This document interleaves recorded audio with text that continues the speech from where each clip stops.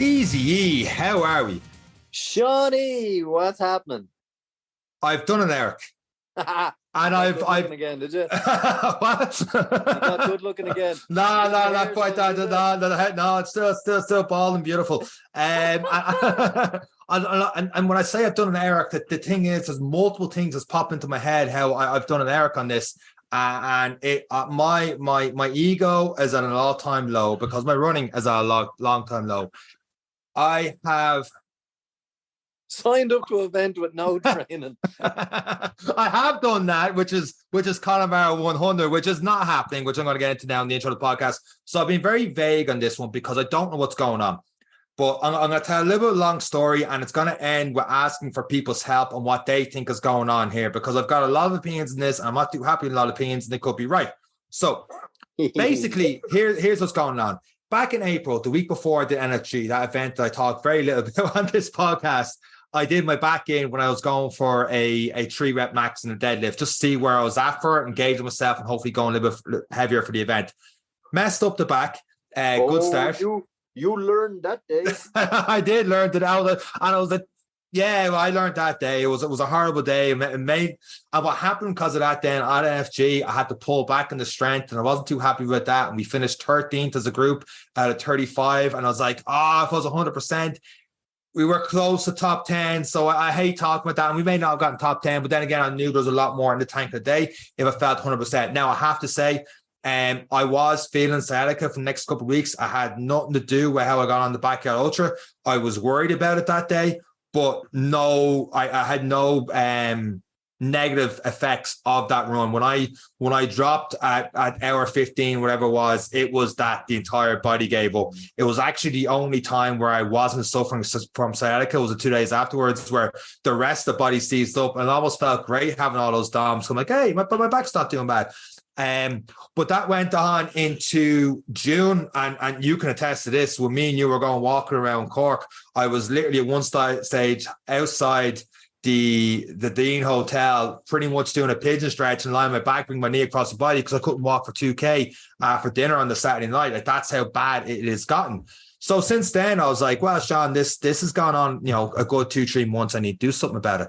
So I went to get acupuncture because I've had acupuncture a couple times at the back, and I felt great. And ever like 1 or 2 sessions, all of a sudden, not actually on my back, that's a lie, but on my glutes and stuff, because getting a lower back is probably a bad idea. Putting needles in where the kidneys are. So, but having it around the glutes and loosening up that kind of area, I've always felt great after a session or two. And I'm not naming names on where I went because it's not these people's fault. So after two sessions, I wasn't feeling great.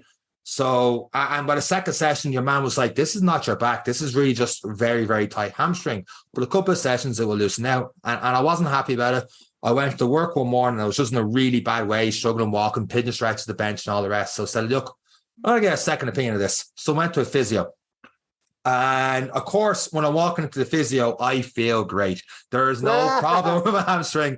And this is my second time going to this person complaining with a back injury, like in a year, back injury or hamstring injury, and actually having no problem at all. So I'm like, look, I'm not bad now, but I'm telling you, I am in a bad way in the mornings. Like, walking's not fun. It's an awful tightness in my hamstring. I don't have mobility, but it's a really, really bad pain.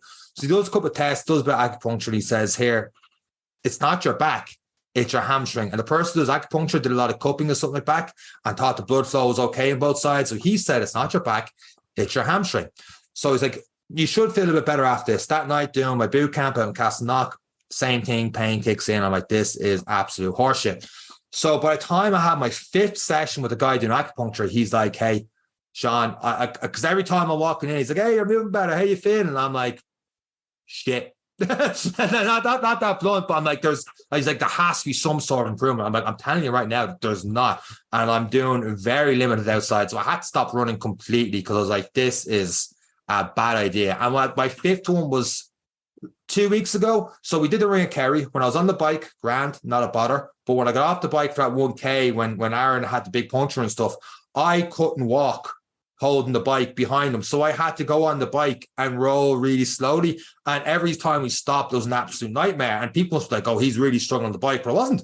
On the bike, I was grand, not a bother. And I could have went all day. But it was literally as soon as I got off the bike, absolute bist. I couldn't go for a run with you the next day because I knew after a kilometer, like, I'm just slowing you down and stretching the stuff and trying to keep going again. So I was like, right, I'm knocking the running on the head, because I tried to run the day before Rain Kerry. And that's why, if you look at my Strava the last 2 months, those runs I have done, you won't see the map on it, because I'm doing treadmill, because I'm hopping off treadmill, stretching, trying to loosen it out, hopping back on the treadmill. And after 20, 30 minutes, it would warm up. So here's where I do an Eric on it, because I'm after going the 5th time. He goes, look, we'll try something different. We'll see how this goes. And if it doesn't work, don't come back to me, because what we're doing is not working. And it doesn't work. Initially feel great. And, later on that day, the pains come back again. I'm getting pains through tonight. I'm not sleeping and all the rest. It's really bad. And I'm in work, and a person swears by getting a Thai massage. I'm like, well, I know someone who swears by a Thai massage as well. So in I go, I get me Thai massage. I'm there for an hour, and I'm stretched every which way. And I'm feeling somewhat good after this, and, digging in, climbing on top of the bed, pulling my leg, Boston Crab, Walls Jericho. Here we go. Whole lot on top of me. Only thing was a 5-star frog splash off top rope was the only thing that was missing on this one. So stretched and all the rest. And after an hour, she's like, yeah, you're just really tight. You just need to stretch 4 times a day. I'm like, I can't be that. Like, my hamstring is in that much fucking pain that I have to keep stopping and starting and stuff. And so later on that day, I'm doing my classes again. And when I say doing my classes, I'm walking around the room and I'm demonstrating a little bit, and that's about it. I'm not exerting myself any which way. The pain is coming back again. And it's just an entire hamstring. I'm looking it up.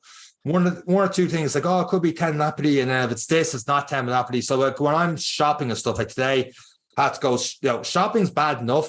Shopping with this injury and suit shopping and all the rest was an absolute nightmare like that. So by the time I'm just leaning and stuff, I'm like, that suit. It's like, that's an expensive suit. If it gets me out of here faster, we'll get this suit. And, they're dressing me up, and I'm buying the suit and all my sister's wedding. And then the better half is like, right, I'm just going to shop here. I'll be outside in 5 minutes. I'm sitting on the bench for the next half an hour scrolling through Instagram and stuff, and looking for hair trams from Bellacord. Transplant. Well, I'm just sitting on that bench. I had to go get food later on, because she was like shopping a little bit longer, as she's entitled to, obviously. But I couldn't stay with her just because it was a bad way. She got painkillers and all the rest.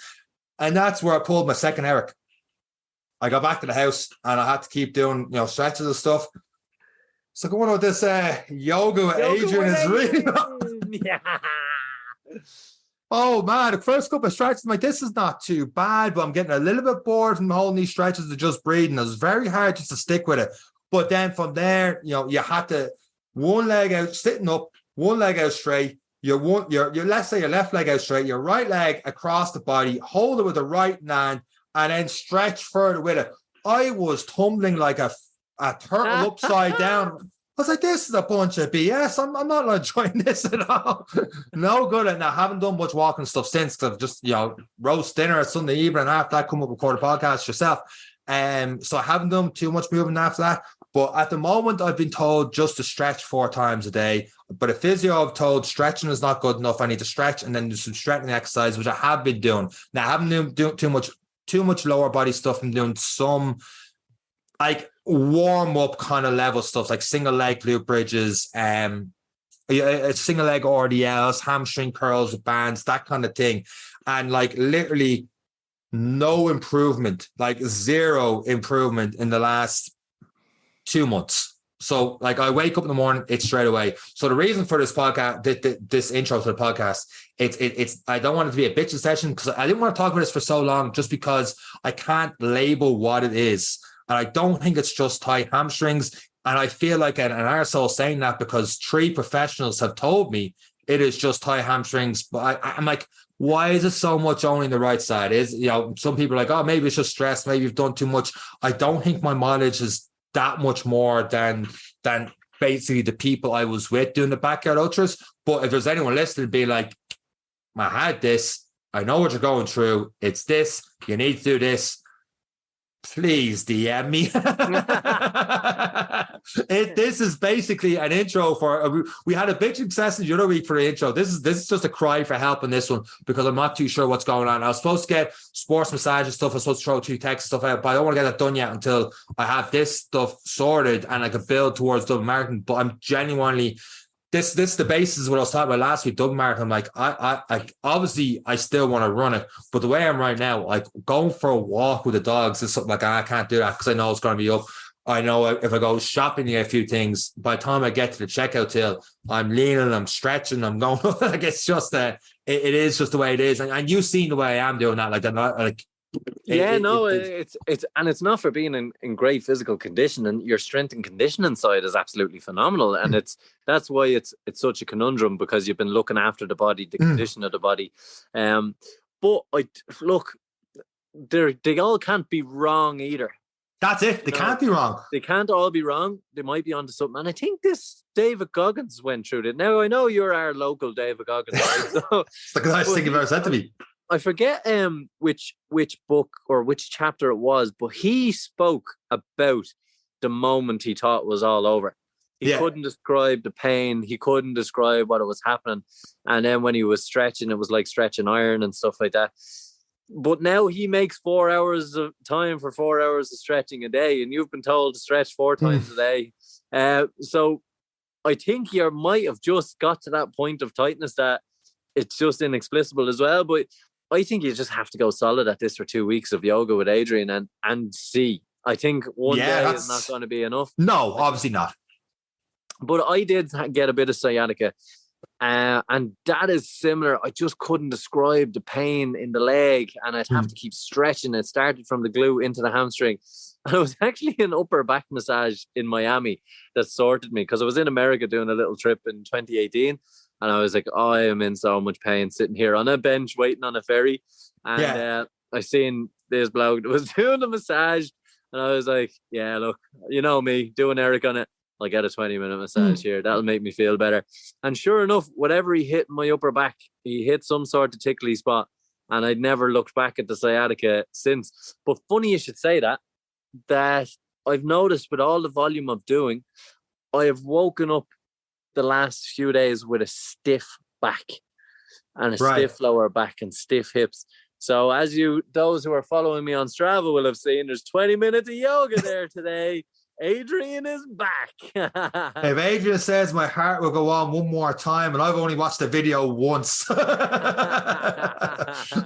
link the one I'm talking about. I don't know if you've done the same one where she goes from like a kind of like a Spider-Man lunge stretch and then into a pigeon stretch, and then the leg comes across and that kind of thing. Yoga 30 for minutes. Runners? Yeah, it's a 30-minute thing where it's a lot more breathing than I thought it was going to be. Like, she kind of does a bit of a bird dog with a pulsing, and then the leg comes forward into a spider lunge and then across. So you've done that one as well. That's a really good one. That is a really good one. I felt good. Now, I felt, because of my training has been constantly, I know running is running, but like in the gym, it's like, so I'm getting decent at doing pull-ups and stuff again and that kind of thing, because it's been all upper body. I train upper body now 3 times a week. It's great because I do a lot of bicep curls, but like my upper body, I've probably never been in better shape than I have been right now. The legs, not so much, but it was just so boring is disrespectful, but not relaxing, because it was tough. I couldn't do it all. It was tough, but it was just slow tempoed so much. So oh my God. You have the same thing I have, except you put it a lot more eloquently. When she's putting us in a stretch and she's like, and just breathe, I'm like, stop telling me to fucking breathe. I can't breathe. I have to remind myself, if I throw something at telly, it's my telly, I'm wrecking, not hers. But that is a goal in itself. The goal in itself is to be that relaxed that you can take a breath.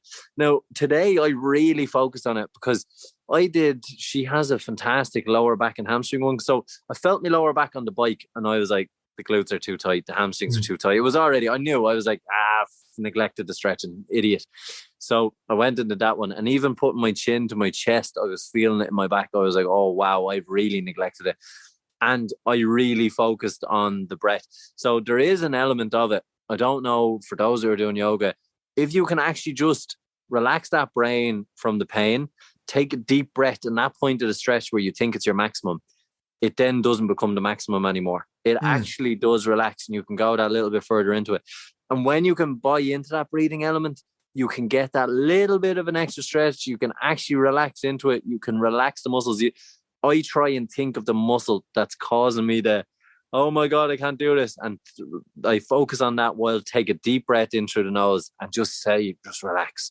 And it might only be, I'd say if I looked at myself, it'd be 2 mil in the difference, but I'd be like, still got further though. One of the things I learned was getting people into front rack position for a barbell squat. So if you've got a barbell up, like it's lined with your shoulders on a rack, and you throw, let's say, throw 220s on it, and you bring your hands up, so you're driving your elbows up. A lot of people find it hard getting that front squats. Those that can't see me doing it on the podcast, that position there, trying to get in there. But if you have another person grabbing your elbows and saying, take a big deep breath in, and they do, and as you breathe out, just pushing those elbows, you'll find that before they hit another breath, they're not budging. But when they take the big deep breath in, and as they breathe out, you'll get a little bit more push. And like the breathing allows the body to go that. It's okay to go a little bit further. Another one for the hamstrings, if you're lying down, the legs up straight, and you have someone else resting their shoulder on it, they don't just drive your shoulder through as hard as you can, because you're going to do a damage there. But keeping that leg straight, deep breath in, breathing out, gently pushing a bit further. So I do believe that breath work kind of stuff, I felt that work on me. But like I've been doing it now, I'll be throwing my leg up on the wall and the leg is up 90 degrees. Now I don't have great mobility in both hamstrings. Like, so if you did hamstring tests me right now, you won't tell. Well, I've had 3 professionals do it, and they're like, there's not much difference between both of them. When I got the massage, for the Thai massage, she was like, they're both crap. was what I was told. She was very blunt to me. She just called me the one who's most right. Yeah, she was. What? You're very tight. You're very heavy. I'm like, did she just call me fat? And I was like, you're too big to do ultramarathon runners. I'm like, there's a compliment in there somewhere. I'm not too sure where it is. But that's what I've been told at the moment. But there's no change in mobility between both hamstrings. Like sitting here right now, grand. But lately, like lying now, last 2 nights I've been up at 3 or 4 o'clock in the morning, and it's just been feeling that dull night ache pain on my hamstring. I'm like, this is absolute crap. I actually feel more tired now. Obviously, it's not helping me sleep, but I feel more tired now with my mileage down to 0 than when I was getting the well over 100 miles in a month, and it's awful because like weekends I'm just, what else can I do? I'm doing different job stuff on the laptop, but I can't. And I should be cycling. I to that negative feedback loop. Do you know when you slow down, you get tired. The couch becomes home. You know, like whereas now I'm in a stage where, okay, look, I'm going to be honest. I didn't want to get on the bike today, but then when I actually got out of bed, I was like, oh, there it is. There's the bike. And then once I was spinning, I was like, come on, animal. You know, like it's getting the car started is the hard part, but once the car is running, but then like the rest of the day, I'm on fire for the day. It's great. It's brilliant, but that's what happens when you slow down after a marathon. Like me, you get to Christmas, eat all the pies, no training. It took me 4 days to do yoga with Adrian. I was supposed to do it Thursday, Friday, Saturday, and I sat in the living room to do it. I'm like, what is on Instagram? And I was like, oh, I'm too late to do it again. That 30-minute workout. Damn. The best thing to do with yoga with Adrian is hit play. And then get your stuff together, because she does a little intro and she's like, right, grab your mat. And you're like, oh, she's going to start. And you just have to get into it then. Today was like, grab a pillow. I ended up grabbing the blanket the dog's been on the last 2 months. I'm like, this will do. So I can't do the stretch anyway. But it's definitely something you should look into. That would be my go-to. You're just short to going to a chiropractor now to have them crack your back in a few different places. I have looked in places for chiropractor. I'm at that stage now. I'm at that stage where somebody like, hey, just try this chiropractor down the road. I'm like, sure, why not? Like, I've never got a Thai massage before this week, and I was like, why not? Now, when I was lying there in the bed, and this is why I'm not mentioning names of where I wasn't, because like acupuncture has worked in the past. The physio I went to has worked in the past. Thai massage, one-on-one experience. I felt a lot looser and stuff afterwards. But within 2 hours, this same pain came back. Now, everything else could be a lot looser, but I don't know. It's just this particular thing. And in fairness, she just told me pretty much go fix myself, which sounded like she wanted to say something else. But she said, go fix yourself. And that was it. It wasn't even like, hey, let's book it in the appointment. And that was just like, nah, go fix yourself. Right. Well, let's set the gauntlet, right? For the next 2 weeks, we're going to do a live medical experiment. Do 2 yoga sessions for the next a day. 2 weeks. Yeah. Oh, man. 1 in the morning. Do the 15-minute ones. It's our 15-minute ones. Yeah, and there's 20-minute ones. There's one that I did today for lower back and hamstrings. It's 23 minutes long. 3 of it is her Right. Two of it for talking at the I start. guarantee at least one a day. And Right, I'll we'll do that. put it on the Insta stories every time I do one. I'll put it on the Insta story. Okay, day one and stuff, and then we'll set a forfeit if I miss a day. Yeah, we'll set a forfeit of Right. stretching because nothing else is going to fix you. Oh God. But yeah, or you can do, she does 30-day follow-alongs, but I think you have to be a little bit more specific in the area you're targeting. There's a 30-day, I don't know how many different 30 days where you literally just show up and it's day 2. Here we go. Yeah, but a lot of that could be like, a lot that I don't like. My shoulder mobility and all is not great. I don't have mobility anyway, but I just want to get this thing sorted. Sounds like you could do it a 30-day yoga time. I'm gonna if I get through this hamstring and if in 2 weeks this thing feels a lot better, I'm like, I'm going running now. I tell you what, I'll do the 30 days from there because I'll be doing yoga for the rest of my life if that thing works out.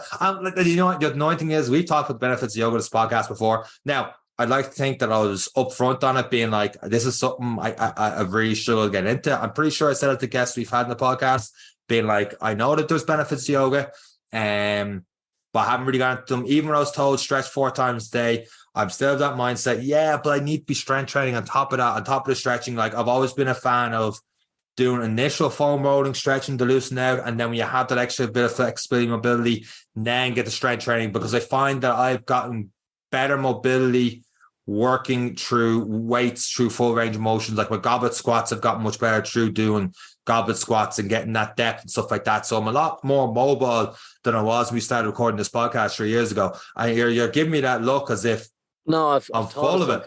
Okay. No, I've thought of something. So you're doing 3 upper body sessions a week. And because I like being in the gym. Yeah. Say you go through a couple of these Yoga with Adrian videos, right? And there's fantastic yoga teachers out there. There's so many out there, but the one I go to is Yoga with Adrian because it's on YouTube. It's easy. It's in the sitting room. Say you get a couple of stretches that you know, like, wow, that was really good. How about during your upper body workouts? You superset them with the best of Yoga with Adrian that you feel is targeting the area as a way of motivating. Yeah, no, I might say I'm doing body workouts. Like I am doing, pigeon stretches, using the bench for that, doing your couch stretches, doing my 1990s window wipers, that's Bethany, iron twists, iron crosses, whatever you want to call them. I'll be doing all that kind of stuff in my warm-ups, then do my upper body warm-up, and then going into it. So it's not like, I can't do lower body and I neglect this. I have been doing 15, 20 minutes of that. Getting the ball out, rolling my feet, rolling my glutes, getting the barbell out, rolling the adductors, rolling the quads. So I have been doing that, and then going into. It's not like, I can't do lower body. Let's avoid it. And like I normally I would tell someone to, if you can't run, cycle. So I was doing that, but then I was incredibly bad after I got off the bike. And I'm like, is that because of the injury I have? And that's the problem with not knowing the injury. It's like, is that because of the injury? Or is that just because my hamstring's in a bad way that even if I didn't cycle, I would have got that pain in there anyway? That's why I didn't want to talk about the podcast, because I don't know what's going on that I can't label it. And the main reason I am right now is that someone might go, hey, I've had that same thing. This is what I did. Or I've had that. That makes sense to me. I had something very similar to it. This is because I've heard, it's definitely, a tendinopathy or, something, the ischial tuberosity is flared up. I'm like, yeah, but that wouldn't always be going down the belly of the hamstring when I look into it. And I'm out of my comfort zone on what I'm talking about, if I'm totally honest shit. But this is just, when you Google your stuff, you're like, just got a hacksaw, cut the leg off. Months. Yeah, that's it. This is going to kill my leg. And one of the pages looking like, it could be a tumor. And I'm like, right, off this website. Look, I do think, and the only reason when you were saying what you were saying, I was just hearing that Goggins audio 2 hours a day stretching. Yeah, this sounds a lot like when it all ended for him and he couldn't move and he couldn't do this and he couldn't do that. But let's be clear on something. I haven't done nowhere near the mileage that David Goggins has done. I'm not hooking. I hate the idea of even comparing myself anywhere close to what I've done a couple of ultra marathons and stuff, but I haven't done 100 mile a week for X amount of weeks in a row for as long as I can, or ran the breadth of Florida or any of those mad kind of stuff he's done, or 200 mile races. I haven't done any of that. Like, I've barely hit 100K. But you do have something in common. No, you're about stupid enough not to stretch. I thought I had a hairline there, pointed me. No, I don't do that anymore. I've got a great company that helps people with that thing now. And on that note, we haven't even hit the intro music. No, we haven't. But no, it is. Look, we can go around in this, but let's try it. Let's see if yoga is what it is and can help. I know it will. If anything else, you will get some more flexibility. You will get some more range of motion. There's certain exercises she does in that lower one that I know my mobility in my hips is so bad. And that's when I felt it. And then I started to feel it in the pool when you're extending the legs and kicking. I was like, oh, I'm starting to feel it. So yoga with Adrian is back in my life. I kind of lost my way there with it over the last little while, but it has to become a staple again to stay flexible. The last one, I suppose, and the goal, and hopefully I describe this right so people are listening.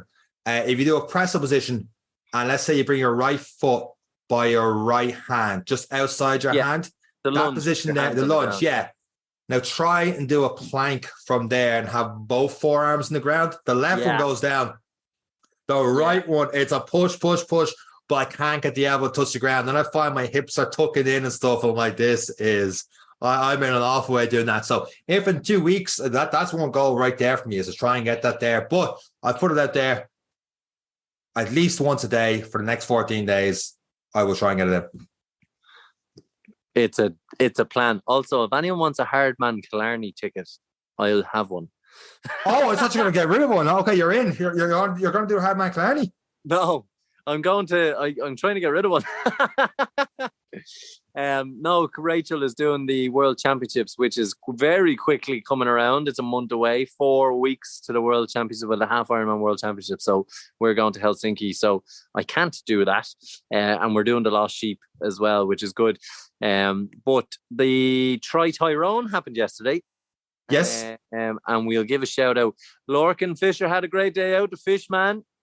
The former guest of the podcast. Yeah, he had a good day out. He said he had a shite swim, and he's not happy with it.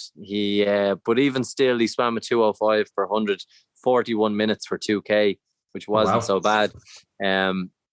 But he's not happy with the pace because he's swimming a lot quicker in the pool and stuff, which is understandable. It's right to be disappointed. But then he gets on the bike, right? Let's go back to the pool a second there before you go onto the bike. What did he go out too fast? So his pace wasn't good. Because no running, it's just like, you went too fast. No, it's to slow down and stuff. No, it's just feeling the day, do you? When you're surrounded by the crowd, like, it's just different. When you're in a swimming lane, like, no one's cutting in front of you. It's just different. I haven't talked to him about the actual swim. It's just some days it just doesn't go well. But then, so remember I said, right, I want to do the Ironman 6-hour cycle. Yeah. Half of that, 3-hour cycle. That's averaging 30 kilometers an hour. Thereabout. Fishman does it in 2 hours, 22 minutes. He averaged 37.9 kilometers an hour. Wow. And held 249 watts for the whole thing was his average power. For an example, I did 4 by 15 minutes today, and my average power, I had to hold 2:15. And I was like, whoo. And he had 2:49. This is kind of tough. He did that for 2 hours and 20 minutes. It's unbelievable. You need a better name than Fishman, because he's a lot better on the bike. Oh my God. Yeah, the fish needs to learn how to swim like myself. No, it's phenomenal though. It is phenomenal. Brilliant. Yeah, absolutely amazing. And then after doing that, then he wanted to be quicker off the run, but again, we'll give him credit. He came out and ran a 5:15 half marathon average. So really, really good day. But a lot of takeaways, but I just want to give him a shout out for a good day. There's many others. Gary Brophy, I follow on Strava, had a good day out.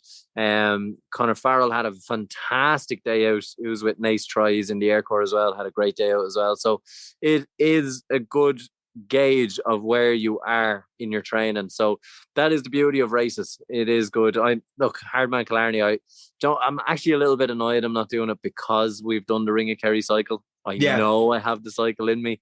But do you not want your first Ironman being Portugal? Portugal, and have it there. Yeah. No. We'll feel better day for it. So basically, anyone who's listening to me cry and complain, it feels like they need to be rewarded for that for the first 20 odd minutes of this podcast, or however long it was, probably a lot longer. You can get a Ironman ticket. just DM yourself or Any Given Runday Podcast, and the first person to DM, I suppose, you'll sort them out for a ticket. Yeah, if anyone wants, you could have made a competition out of it and got a couple of a 5-star review, and the best 5-star review could have got the ticket for the Hardman thing. But we don't do stuff like that. We just hand out tickets to events. We don't promote nothing. We don't get the the sponsorship deal. We just get an event and go, nah, not doing that. I'm gonna give you a free ticket instead, and you're not feeling it, because that's the kind of businessmen we are. We get 400 listeners a week. I don't have a WhatsApp group that big. If anyone wants a ticket, they can have it. Brilliant. I just like to see someone get used. So Hardman is August 26th, 37th. We will come out with a caveat. You have to come onto the show and tell us how it went. There we go. There we go. I like that. There we go. Got something back. I like that. Go back to that cycle there. He was 40 minutes faster than you would be halfway through doing the full of the bike. And you've done a fair bit of cycling. Same, is there something he's doing different you're not doing? Is it the same kind of bike? Is it the same kind of, what's the story with it? I've done a fair bit of cycling for me, but Lorcan has done 5 times. Yeah, he's done a lot of Ironman stuff like that as well. Is there anything you're picking up on experience, and he works really, really hard. And he also is on a TT bike, so you've got your aero set up. So a TT bike, time trial bike, it is built for speed. He has. So do you ever see like the blacked out disc on the back of a bike? Mm-hmm. He has that on because over 30 kilometers an hour, it makes life easier for you. You're more aerodynamic and stuff. And obviously he's averaging 37, so he's getting the full benefit of the full disc on the back wheel and stuff. Whereas mine is a road bike. Now, the guys who do the Tour de France are on road bikes and they average 55 kilometers an hour when they're in groups and stuff, but they can clip along on them things as well. So, but in general, the TT bike, the body position of it, it's more aerodynamic. It can be set up to be more streamlined. So you get more bang for your watts as such. Mm. So the 250 watts he was holding there, he was getting more bang for them in terms of kilometers an hour. Why are they banned from banned sounds a strong word for it, but I think they are banned from like the likes of Quest and stuff like that, and your biker and run type things? TT bikes are not banned. TT bars are banned. Why? So it's that just not it's for safe? Group. Yeah, safety. So if you're cycling as part of a group, those bars, if you crash, are going straight into someone. So it's like a rhino. Yeah, that's essentially what it is. So in any kind of road cycling events, TT bars are not allowed. So triathlon is draft free, as in you're not allowed draft. So you're not supposed to be drafting behind someone or cycling on their wheel. So therefore it's allowed in triathlon, and that's why people will elect to use the TT bike, because you're not allowed to draft. It's how much aero gains can I get, because you might as well be on the course on your own. There's no one to assist you. It's a completely individual event. So if you watched any of the stages of the Tour de France, you see how close they cycle, and the odd time there is a crash. Imagine adding in the bars into that element. Well, makes sense now. Yeah, they're forward facing. It's straight into the back of someone. So yeah, that's one of the elements. Unless they're doing a time trial, but a time trial event is usually individual. The professionals will roll through at certain.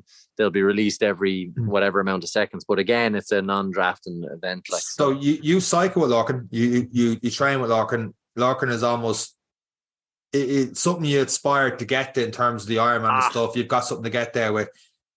He cycles a TT bike and you don't. You're not cycling TT bike in Portugal, am I right in saying that? Yeah, no, but I have TT bars on it. So what I've done is I've bought a new bike. You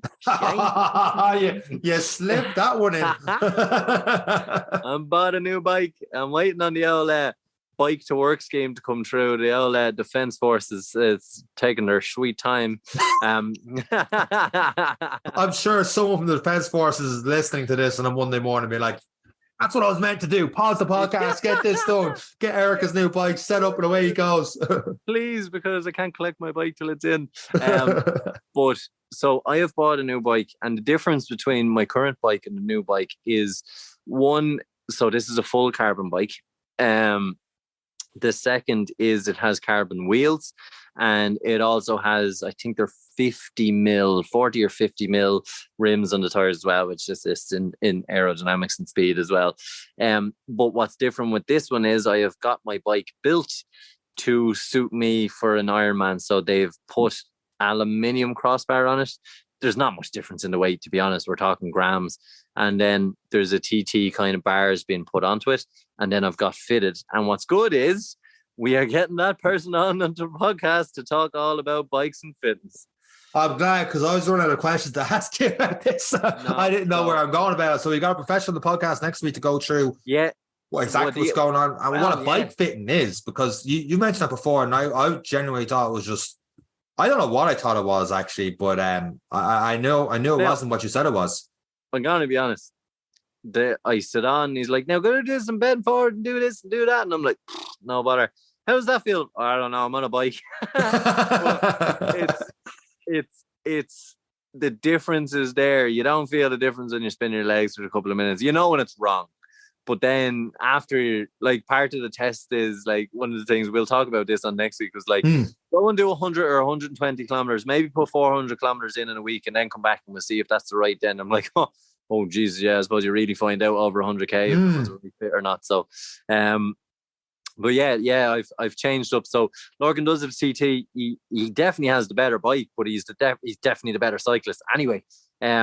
But my aim is to have a bike to do both. I kind of like my leisurely cycles. I like my just going out and about on a cycle with people as well, and not having to be on a TT.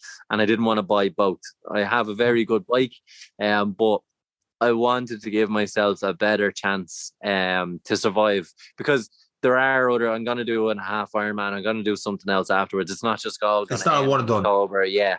Maybe with full Ironman, we'll see, because it's so time consuming. But I have a lot of plates spinning at the minute, and some of them are getting bigger. So it's I don't know if we'll go for the full again, but I wouldn't say no right now. Never say never. But definitely the halves are. Are you enjoying training? Yeah, I am now. And I've just got so Connor sent me out my next 2 weeks of training, and it has ramped up. So even off last week, I did the cycle today, and I chose indoors because it was raining, and I am soft. But I wasn't going out there, and wasn't going out for 3 hours in the rain. I chose to do an hour and a half of harder cycling, but indoors. That could have been any day this month you're talking about right now. I don't want to stop raining this month. I love the turbo trainer. I love it. So, but yeah, I put on Motiversity on YouTube. I don't know if anyone has what they listen to. So Motiversity on YouTube, it's all, one's a David Goggins interview, and then others is voiceovers of people just screaming at you and saying how great you can be if you just stop complaining. Oh, it's so fantastic. So for an hour and a half, and I was actually I was like, yeah, do you know what? I was actually really comfortable in zone 3 there for an hour. I reckon I could have done another hour. I think I'm starting to find this not easy. I think my fitness level has adapted to the level I'm at. I've seen this week, it starts on Monday. Easy, zone 3, 1 hour. I'm like, oh no. I have adapted, and all of a sudden I am not there anymore. So that's what a good fitness plan is all about. Yeah. And that's it. So I just felt comfortable, and now the world has come crumbling down on me. But yeah, all in all is good. Still, yeah, very much realizing that I have to lose weight. But it's I have to work on a little bit of yoga again as well. So a lot of things are coming to fore. I can't just keep eating sugar because I'm training twice a day. You know, I have to clean it up. So I'll actually post it. I'll send you the picture. We might put up the story. I did meal prep yesterday, and I've cooked for the month. What? I've cooked for the month. This was my first weekend off. So for the last let me clarify that just because it is the 23rd of this month as we record this. Yeah. You've cooked for the rest of this month, or you've cooked for a month? A month. I have 4 weeks. For a month, 4 weeks. Yeah. So the reason I did it was just so the last 3 weekends I worked in Athlone, and then worked on the startup and the business. We have the podcast, and there's also an Ironman thrown in, and then trying to live a life as well. So there's a lot of plates spinning. And what I noticed was the decisions, and we always say about the decisions and the habits, I was making very bad decisions about quick meals because I wasn't prepared. There wasn't anything in the fridge for me to just grab that was a better option. It was always something with sugar. And then I was like, look, I need to lose weight. So I went to Aldi, spent 120 quid on food. I bought 4 packets of chicken fillets, 4 packets of mince. I just came back and I was like, Katie was great. I was like, Katie, I'm going to make a mess. I need you to chop the chicken fillets. And I got the biggest pot I had and I was frying veggies. I was throwing it in. I made chicken curries. I made taco minces that can go on to taco chips. It can go in burrito bowls. It can go in wraps. I made stir fries. I made sauces with prawns and chorizo and veggies for pastas. So pretty much cooked enough. I'll take a picture because it doesn't look like a month's worth of food, but in each box there's 2 to 3 portions. So you serve your dinner portion and whatever's left can be take that picture. We'll put that up during the week just for people to, because I'm actually more curious than anyone else just to visualize what a month, because I've seen you give me food for a weekend and that thing took up an entire table and that wasn't cooked, but like most of it wasn't cooked. But so the thing about it is, and this is the thing, if you have a freezer you're laughing. And this is just dinner now. It's not breakfast and it's not. How long does it take? It was lunch. 3 hours ish, if even. And that was cooking all of these different meals. Yeah, it wasn't 3 hours, but by the time you clean up and the time you go to the shop and the time you do all that, you're about 4 hours, give or take. So it was the first weekend I've had nothing to do, and by nothing to do, train twice, do meal prep for a month, send the odd email for the other thing. So it's, to me, I had no plans this weekend. I was like, this has to change. I have to take this first step. If I'm gonna be 88 to 89 kilos by the time I do Lost Sheep, I have to have dinners ready. So everything that's in the boxes is just meats, veg, sauces. And the idea is very easy to throw the rice in the microwave and or the pot. It's very easy to put on the pasta for 10 minutes because everything else is done. And that's the beauty of it. And then the other thing I add in then is 4 chicken fillets into the oven on a Sunday, seasoned, and then it's diced and it's in the fridge. So if I come home like, oh, I'm a bit peckish, there's wraps in the cupboard, there's cheese and there's chicken, there's everything in there's spinach, chicken wrap there if you want a snack. Don't go for the rice cake bar, supreme protein, birthday cake taste and yolk, or don't go to the packet of jellies. Get yourself a chicken wrap, be really full, get the protein in, tins of tuna can go into a wrap. So it was just, there was clever buys, I suppose, and we don't have to think about food, the two of us now. We don't have to think about dinner. Instead of being that hour-long experience in the evening between cooking, eating, cleaning, is now 2 minutes. How long is it going to take for the microwave to bing or for the wok to do the noodles and heat up the sauces and the meats? So, just for people listening there, you're like, for the two of us, they're probably thinking, hang on a second, why does Katie have to go through that as well? But Katie's also training for the Dublin Marathon as well this year. Yeah, Katie's training for a marathon. So her running is increasing, and again, like long days, and like it's just getting your evening back when you're so tight on time. When you do get that time, like use it well. So there you go. Dinner is now a 15-minute experience because it's 2 minutes cooking and it's 10 minutes eating, and then all of a sudden you have 45 minutes back in your life to get other things done. And that's just the way I operate. And unfortunately, Katie's coming along, but if she's not a fussy eater, she likes the food I cook and is happy. And especially when I go away, then or the food is ready. Like I can take a meal with me to Athlone. Katie doesn't have to worry about cooking because it's already in the freezer. So she can pick and choose what she's going to eat for a day or two.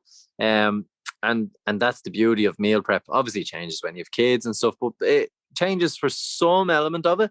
But you can still prep a lot of it and take the decisions out of it and take the hardship out of it, especially when like the sessions that are even coming next week. It's ramped up again, and the thoughts of having the energy to stand over the pot for 40 minutes waiting for it all to cook, it's just not going to be there.